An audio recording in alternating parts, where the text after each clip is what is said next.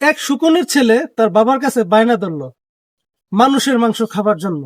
বারবার বায়না ধরতেছে। শুকুন পড়ছে মহা বিপদে, মানুষের মাংস কোথায় পাবে।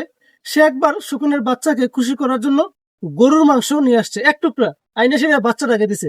বাচ্চা তো না কিনে বলতেছে, বাবা এটা তো মানুষের মাংস না, এটা তো গরুর মাংস। বাবা পড়ছে মহা বিপদে, কোত্থেকে নিয়ে আসে। কয়েকদিন যাবার পরে শুকুনের বাচ্চা এরকম ভাবে বলতেছে, আমার মানুষের মাংস লাগবেই, আমি মানুষের মাংস খাবো। তখন শুকুনের বাচ্চা কি করছে, শুকুরের মাংস নিয়ে আসছে এক টুকরা, শুকুরের মাংস আইনে সেটা বাচ্চাকে দিছে। বাচ্চা বলতেছে, বাবা তুমি আবারও আমার সাথে প্রতারণা করছো, এটা তো মানুষের মাংস না, এটা হচ্ছে শুকুরের মাংস, আমি মানুষের মাংস খাবো।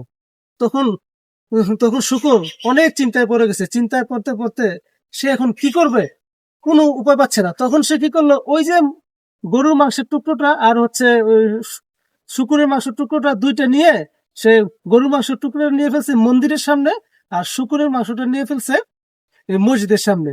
তখন শুরু হয়ে গেছে মুসলিমদের মধ্যে হিন্দুদের মধ্যে দাঙ্গা।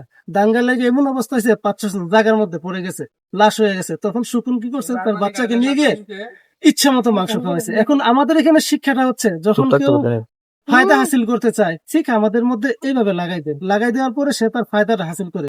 শুকুন যেভাবে মসজিদের সামনে নিয়ে ফেলছে শুকুরের মাংস, আর মন্দিরের সামনে নিয়ে ফেলছে গরুর মাংস, ঠিক একই ভাবে আমাদের সমাজে, আমাদের দেশে কিছু মানুষ আছে যাদের ফায়দা নেওয়ার জন্য এরকম ভাবে একটা বিভ্রান্ত ছড়াই দেয় নিজের ফায়দা হাসিলের জন্য। এই গল্প থেকে আমরা এটাই শিখতে পারি, তৃতীয় কারোর কোনো কথায় কখনোই কোনো পদক্ষেপ নেওয়া যাবে না যদি সেটা উগ্র টাইপের হয়।